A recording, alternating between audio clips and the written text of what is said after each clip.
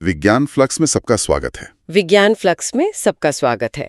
आज की इस गहन चर्चा में हमारे पास जो स्रोत सामग्री है वो सचमुच भौतिकी के सबसे दिलचस्प पहलुओं में से एक को उजागर करती है। हाँ, हमारे पास विज्ञान के कुछ बेहद विस्तृत हाथ से लिखे हुए नोट्स हैं। बिल्कुल। और इन दस्तावेजों में ध्वनि तरंगों यानी साउंड वेव्स के हर एक पहलू को बहुत ही शानदार तरीके से विश्लेषण किया गया है। और आज हमारा मिशन है इन नोट्स को लाइन टू लाइन डिस्क्राइब कीजिए। मेरा मतलब है इनका लाइन दर लाइन विश्लेषण करना, ताकि ये समझा जा सके कि ध्वनि केवल एक शोर नहीं है। सही कहा, ये ऊर्जा और तरंगों का एक बेहद सटीक विज्ञान है। इस चर्चा को हम इस तरह प्रस्तुत करने वाले हैं कि कोई भी नया सीखने वाला बिना किसी उलझन के इस पूरे विज्ञान को आसानी से समझ सके। ये विषय अपने आप में बहुत विशाल है। हाँ, ध्वनि के पीछे काम करने वाले बुनियादी सिद्धांतों और उनकी भौतिक वास्तविकता को एक तार्किक श्रृंखला में पिरोते हैं। इंसान हर दिन आवाजों के एक समंदर में गोते लगाते हैं, पर बहुत कम ही ये विचार किया जाता है कि हवा के अदृश्य कण कैसे एक जगह से दूसरी जगह ऊर्जा ले जाते हैं। इन नोट्स के लाइन दर लाइन विश्लेषण से ये स्पष्ट हो जाएगा कि तरंगों का ये विज्ञान हमारी दुनिया को आकार देने में कितनी अहम भूमिका निभाता है। तो इस चर्चा की शुरुआत नोट्स के बिल्कुल पहले हिस्से से करते हैं, जहां ध्वनि की एक बहुत ही बुनियादी विशेषता का जिक्र है। हाँ, पिच। हाँ, पिच। दस्तावेज में ध्वनि स्रोतों को उनकी पिच के आधार पर एक बहुत ही सटीक क्रम में रखा गया है। एक ऑर्डर दिया गया है वहाँ। बिल्कुल। क्रम कुछ इस तरह है: बांसुरी सबसे पहले, हाँ, उसके बाद वायलिन, फिर गिटार, फिर कार का हॉर्न और सबसे अंत में ड्रम। इस सूची को देखकर एक स्पष्ट तस्वीर बनती है। हाँ, कि कैसे बांसुरी की तीखी आवाज ड्रम की भारी और गूंजती हुई आवाज से भौतिक स्तर पर अलग है। इसी के साथ नोट्स में मानव आवाज का भी जिक्र है, जहां यह बताया गया है कि आमतौर पर पुरुषों की आवाज भारी होती है, यानी बैस, जिसकी पिच कम होती है, और महिलाओं की आवाज तीखी होती है, श्रिल, जिसकी पिच अधिक होती है। ये जो पिच का घटता हुआ क्रम नोट्स में प्रस्तुत किया गया है, इसके पीछे क्या कारण है? देखिए, ये मूल रूप से आवृत्ति यानी फ्रीक्वेंसी का खेल है। फ्रीक्वेंसी का खेल? हाँ, जब इस सूची में बांसुरी को सबसे ऊपर रखा जाता है तो इसका भौतिक अर्थ ये है कि बांसुरी के अंदर मौजूद हवा का स्तंभ एक सेकंड में अनगिनत बार बहुत तेजी से कंपन कर रहा है। बहुत तेजी से वाइब्रेट कर रहा है। एकदम सही। इसके विपरीत जब किसी बड़े ड्रम की झिल्ली पर चोट की जाती है तो वो बहुत धीमी गति से ऊपर नीचे होती है, जिससे हवा में जो विक्षोभ या लहर पैदा होती है उसकी आवृत्ति बहुत कम होती है। मानव आवाज के उदाहरण को अगर शरीर रचना विज्ञान से जोड़ा जाए तो गले में मौजूद वोकल कॉर्ड्स इसका निर्धारण करते हैं। जो कम पिच वाली आवाज है उसके लिए वोकल कॉर्ड्स मोटे और लंबे होते हैं, जो धीमे कंपन करते हैं, और अधिक पिच के लिए ये कॉर्ड्स पतले और सख्त होते हैं, बिल्कुल एक गिटार के कसे हुए पतले तार की तरह, जो तेजी से हिलते हैं। ठीक है, आइए इसे खोलते हैं। हाँ, इन नोट्स में पिच की इस अवधारणा के तुरंत बाद टाइम पीरियड यानी कैपिटल टी को समझाया गया है। परिभाषा के अनुसार एक पूरा दोलन यानी ऑसिलेशन पूरा करने में लगने वाला समय ही टाइम पीरियड कहलाता है। नोट्स में एक बहुत ही बेहतरीन ग्राफ भी बनाया गया है, जहां घनत्व यानी डेंसिटी या दबाव जिसे प्रेशर कहते हैं उसको समय के विरुद्ध प्लॉट किया गया है। हाँ, इस ग्राफ में साफ दिखता है कि एक लहरदार रेखा ऊपर जा रही है और फिर नीचे आ रही है। दस्तावेज ये स्पष्ट करता है कि टी असल में दो लगातार संपीड़नों या विरलन के बीच का समय है। संपीड़न यानी कंप्रेशंस और विरलन यानी रैरफैक्शंस। बिल्कुल। और इसके लिए जो सूत्र यहाँ दर्ज है वो है टाइम पीरियड बराबर 1/फ्रीक्वेंसी 1/f। हाँ, और इसकी एसआई इकाई सेकंड है। ये सूत्र इस बात को स्थापित करता है कि समय और आवृत्ति एक दूसरे के विपरीत काम करते हैं। ग्राफ वाला ये हिस्सा बहुत ही महत्वपूर्ण है क्योंकि ये अमूर्त गणित को एक दृश्य रूप देता है। मतलब जब ध्वनि हवा से गुजरती है तो वो वास्तव में हवा के कणों को धक्का देती है। सही, वो कण एक साथ दबते हैं जिससे हवा का दबाव और घनत्व बढ़ जाता है। यही संपीड़न यानी कंप्रेशन है। फिर वे कण अपनी जगह वापस आते हैं और दूर दूर फैल जाते हैं, जिससे दबाव कम हो जाता है। इसे विरलन या रेरिफैक्शन कहते हैं। तो ये टी महज एक अक्षर नहीं है? नहीं, बल्कि ये वो सटीक समयांतराल है जो हवा के एक उच्च दबाव वाले क्षेत्र के बाद अगले उच्च दबाव वाले क्षेत्र को सुनने वाले तक पहुंचने में लगता है। और सूत्र T बराबर 1/f ये साबित करता है कि अगर 1 सेकंड में अधिक लहरें आ रही हैं, यानी उच्च आवृत्ति है, तो जाहिर है कि हर लहर को पूरा होने में लगने वाला समय बहुत ही सूक्ष्म या कम होगा। ये एक बहुत ही तार्किक विश्लेषण है। अब जब समय की बात हो गई है, तो नोट्स हमें अंतरिक्ष और दूरी के आयाम में ले जाते हैं। अगले भाग में तरंग दैर्ध्य यानी वेवलेंथ और ध्वनि की गति यानी स्पीड ऑफ साउंड का पूरा ढांचा खड़ा किया गया है। तरंग दैर्ध्य को ग्रीक अक्षर लैम्डा से दर्शाते हुए नोट्स एक और ग्राफ पेश करते हैं। लेकिन इस बार दबाव को दूरी के खिलाफ मापा गया है। परिभाषा साफ कहती है कि तरंग दैर्ध्य एक दोलन द्वारा तय की गई भौतिक दूरी है। लाइनदार लाइन विश्लेषण में इसे 2 लगातार श्रृंगों यानी क्रेस्ट्स, घरतों यानी ट्रॉफ्स, 2 लगातार संपीड़नों या विरलन के बीच की दूरी बताया गया है। और इसकी SI इकाई मीटर है। यहाँ समय और दूरी के बीच का अंतर समझना बहुत अहम है। जब कोई तरंग एक पूरा चक्र खत्म करती है, तो उस चक्र के दौरान वो अंतरिक्ष में कुछ आगे भी बढ़ चुकी होती है। बिल्कुल, वो जो फैलाव है, जो भौतिक लंबाई है, वही लैम्डा है। एक बहुत कम आवृत्ति वाली ध्वनि, जैसे किसी व्हेल मछली की आवाज, उसकी तरंग दैर्ध्य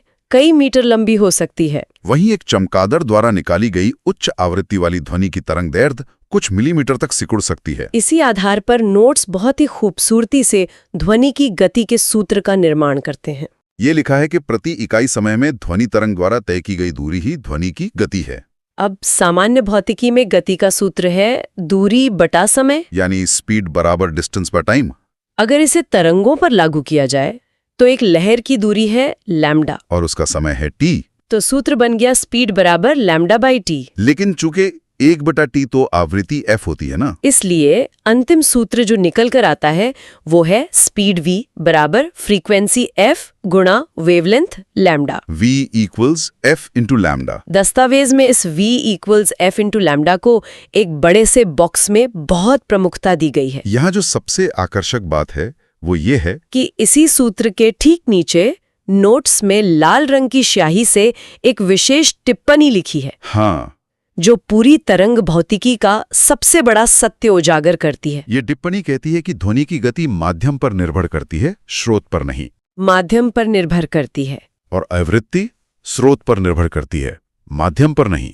यह एक ऐसा बिंदु है जहां अक्सर अच्छे लोगों को भ्रम हो जाता है। इस बात की गहराई में जाना जरूरी है। क्या इसका मतलब यह है कि अगर किसी गिटार का तार एक विशिष्ट आवृत्ति पर बजता है तो वो हमेशा उसी आवृत्ति पर रहेगा, चाहे वो हवा में हो या पानी में? बिल्कुल सही। आवृत्ति पूरी तरह से उस चीज के भौतिक कंपन से बंधी होती है जो ध्वनि उत्पन्न कर रही है। गिटार का तार जिस गति से हिलेगा, आवृत्ति वही रहेगी। जब वो कंपन हवा में प्रवेश करता है तो तरंग की गति हवा के घनत्व और लचीलेपन से तय होती है। लेकिन अगर वही आवाज पानी के अंदर प्रवेश कर जाए तो ध्वनि की गति अचानक बहुत तेज हो जाएगी। क्योंकि स्रोत की आवृत्ति नहीं बदल सकती और गति अचानक बढ़ गई है। तो गणितीय समीकरण v equals f into lambda को संतुलित करने के लिए तरंग दैर्ध्य को खींचकर लंबा होना ही पड़ेगा। यानी माध्यम बदलने से लहरों की भौतिक लंबाई बदल जाती है, लेकिन उनकी मूल पिच वही रहती है। ये सचमुच तरंगों की कार्यप्रणाली का एक अद्भुत नजारा है। चलिए इस गति और आवृत्ति की दुनिया से बाहर निकलकर आवाज के उस पहलू पर आते हैं जो सबसे ज्यादा महसूस किया जाता है। आयाम यानी एम्पलीट्यूड और प्रबलता यानी लाउडनेस। नोट्स के तीसरे भाग में आयाम को कैपिटल A से दर्शाया गया है। इसे मध्य या संतुलन रेखा से अधिकतम विक्षोभ की मात्रा के रूप में परिभाषित किया गया है। यहाँ फिर से ग्राफ का सहारा लिया गया है। एक ग्राफ में बहुत ऊंची लहर है जिसके साथ लिखा है अधिक आयाम बराबर अधिक ऊर्जा बराबर तेज ध्वनि, और दूसरे ग्राफ में लहर की ऊंचाई कम है जिसे कम आयाम बराबर कम ऊर्जा बराबर धीमी ध्वनि बताया गया। आयाम सीधे तौर पर ऊर्जा की मात्रा का प्रतिनिधित्व करता है।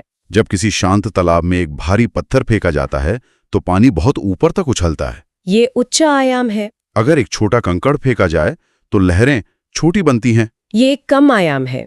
ध्वनि में भी ऐसा ही होता है। किसी ड्रम को जोर से पीटने पर झिल्ली ज्यादा विस्थापित होती है, जो हवा के कणों को ज्यादा ताकत से धकेलती है। ये बढ़ी हुई ऊर्जा जब कान के पर्दे से टकराती है तो वो पर्दे को भी ज्यादा जोर से हिलाती है, जिससे मस्तिष्क को एक तेज या लाउड आवाज का संकेत मिलता है। इस दस्तावेज में एक बहुत ही सूक्ष्म अंतर भी स्पष्ट किया गया है, जो प्रबलता और तीव्रता के बीच है, यानी लाउडनेस और इंटेंसिटी। अक्सर लोग इन दोनों शब्दों को एक ही मान लेते हैं। लेकिन नोट्स में दी गई एक टेबल बताती है कि प्रबलता केवल इस बात की माप है कि कान किसी ध्वनि के प्रति कैसी प्रतिक्रिया देते हैं, ये पूरी तरह से कान की संवेदनशीलता पर निर्भर है। जबकि तीव्रता को विशुद्ध रूप से भौतिक ऊर्जा माना गया है। प्रति सेकंड प्रति इकाई क्षेत्र से गुजरने वाली ध्वनि ऊर्जा की सटीक मात्रा ही तीव्रता है, और इसका कान की सुनने की क्षमता से कोई लेना देना नहीं है। ये विज्ञान के दर्शन का एक बहुत बड़ा हिस्सा है, वस्तुनिष्ठ बनाम व्यक्तिपरक। Objective versus subjective. हाँ, तीव्रता मशीन द्वारा मापी जा सकने वाली एक वस्तुनिष्ठ वास्तविकता है। एक विशेष उपकरण बता सकता है कि हवा के प्रति वर्ग मीटर में कितने वॉट की ऊर्जा प्रवाहित हो रही है। लेकिन प्रबलता व्यक्तिपरक है, सब्जेक्टिव है। अगर किसी व्यक्ति के सुनने की क्षमता कमजोर है तो बहुत उच्च तीव्रता वाली ध्वनि भी उसे कम प्रबल ही सुनाई देगी। बिल्कुल।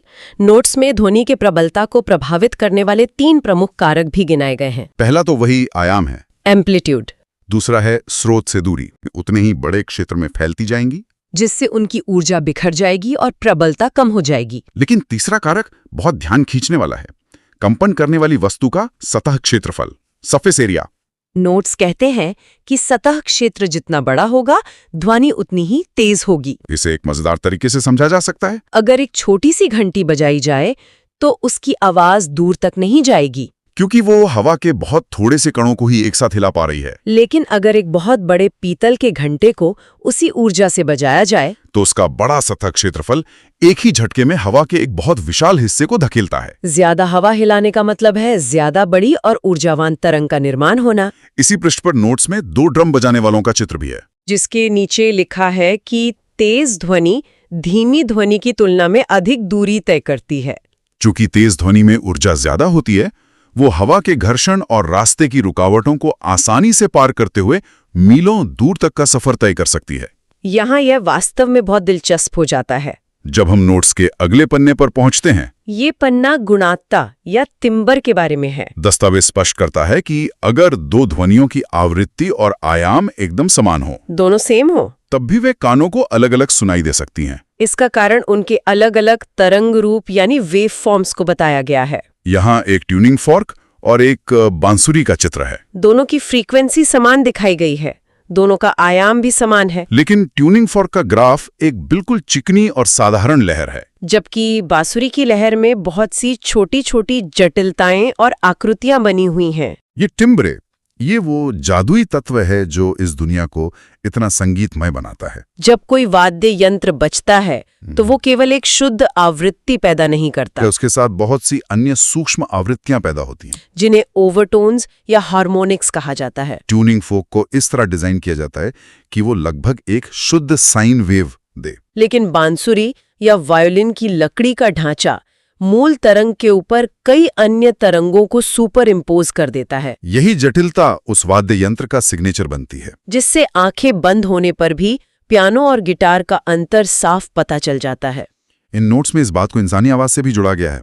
लाइनें बहुत ही काव्यात्मक और वैज्ञानिक दोनों हैं। लिखा है, हर इंसान की आवाज की गुणता अलग होती है, जिससे आवाजें पहचानी जाती हैं। इसका मुख्य कारण मुंह, गले और नाक के मार्ग के अनूठे आकार को बताया गया है। जिस तरह से ध्वनि उत्पन्न की जाती है वो हर व्यक्ति के लिए एक बिल्कुल अलग तरंग रूप तैयार करता है। बिल्कुल। इंसान का पूरा ऊपरी श्वासन तंत्र एक जैविक अनुनादक यानी बायोलॉजिकल रेजोनेटर की तरह काम करता है। चूंकि दुनिया में किन्हीं भी 2 लोगों के कंठ, जीभ, तालु और नाक की गुहाओं का आकार और घनत्व एकदम एक समान नहीं हो सकता, इसीलिए उनके गले से निकलने वाली आवाज का टिम्बर भी हमेशा अलग होगा। इसी वजह से फोन पर किसी परिचित की सिर्फ एक आवाज सुनकर ही उसकी पहचान हो जाती है। ये एक ऑडियो फिंगरप्रिंट की तरह काम करता है। अब नोट्स का रुख ध्वनि की गति के नियमों की तरफ मुड़ता है। यहाँ 4 बहुत ही स्पष्ट और सार्वभौमिक नियम सूचीबद्ध किए गए हैं। पहला, किसी भी दिए हुए माध्यम में एक निश्चित तापमान पर ध्वनि की गति हमेशा तय होती है, फिक्स्ड होती है। दूसरा, गति का क्रम ठोस में सबसे तेज, फिर तरल में और गैस में सबसे धीमा होता है। Solid, liquid, gas. तीसरा नियम, तापमान बढ़ने पर ध्वनि की गति भी बढ़ जाती है। उदाहरण के लिए हवा में 0 डिग्री सेल्सियस पर गति 331 मीटर प्रति सेकंड है। लेकिन 22 डिग्री सेल्सियस के रूम टेम्परेचर पर यह बढ़कर 344 मीटर प्रति सेकंड हो जाती है। और चौथा नियम ये है कि ध्वनि की गति प्रकाश की गति से बहुत कम होती है। Speed of sound is much less than speed of light. जो इस बात की व्याख्या करता है कि बिजली की चमक हमेशा पहले क्यों दिखती है और गड़गड़ाहट बाद में क्यों सुनाई देती है। टेबल में कुछ और आंकड़े भी दिए गए हैं ना। हाँ, 25 डिग्री सेल्सियस पर लोहे में गति 5950 मीटर प्रति सेकंड है। पानी में 1531 और हवा में लगभग 346। इन नियमों को समझना बहुत आसान है अगर तरंग को एक ऊर्जा के रूप में देखा जाए जिसे एक कण से दूसरे कण तक पहुंचने की जरूरत होती है। ठोस पदार्थों में कण बहुत पास होते हैं और उनके बीच का रासायनिक बंधन मजबूत होता है। इसलिए एक कण हिलता है तो वो तुरंत दूसरे को हिला देता है। इसी वजह से लोहे में आवाज हवा की तुलना में लगभग 17 गुना ज्यादा तेजी से यात्रा करती है। अक्सर पुरानी फिल्मों में दिखाया जाता था कि लोग ट्रेन के आने का पता लगाने के लिए पटरी पर कान लगाते थे। हवा के माध्यम से आवाज आने में बहुत समय लगता है, लेकिन लोहे की पटरी उसी आवाज को पलक झपकते ही पहुंचा देती है। तापमान वाले नियम का कारण ये है कि गर्म होने पर गैस के कणों की गतिज ऊर्जा यानी कैनेटिक एनर्जी बढ़ जाती है। वे तेजी से टकराते हैं जिससे तरंग को आगे बढ़ने के लिए एक तेज रास्ता मिल जाता है। दस्तावेज के अंत में एक बहुत ही रोचक विषय का विश्लेषण किया गया है, ध्वनि का परावर्तन यानी रिफ्लेक्शन ऑफ साउंड और गूंज यानी एको। नोट्स बताते हैं कि जब ध्वनि तरंगे किसी ठोस या तरल सतह से टकराती हैं तो वे प्रकाश के परावर्तन के नियमों का ही पालन करते हुए वापस लौटती हैं। आपातन कोण परावर्तन कोण के बराबर होता है। Angle of incidence equals angle of reflection. और आपातित किरण, परावर्तित किरण तथा अभिलंब एक ही तल में होते हैं। अभिलंब हमेशा सतह के लंबवत होता है, परपेंडिकुलर। अगर हम इसे बड़ी तस्वीर से जोड़ें तो ये परावर्तन महज एक सिद्धांत नहीं है, बल्कि ये हमारे आसपास के कई उपकरणों और डिजाइनों का आधार है। डॉक्टरों का स्टेथोस्कोप इसी सिद्धांत पर काम करता है, जहां शरीर के अंदर की आवाज एक रबर ट्यूब के अंदर बार बार परावर्तित होकर कानों तक पहुंचती है। कॉन्सर्ट हॉल की दीवारों को भी विशेष रूप से डिजाइन किया जाता है ताकि ध्वनि पूरे ऑडिटोरियम में सही तरीके से परावर्तित हो। और जब यही परावर्तन किसी बड़े पहाड़ या दूर की चट्टान से होता है तब वो गूंज या एको का रूप ले लेता है। गूंज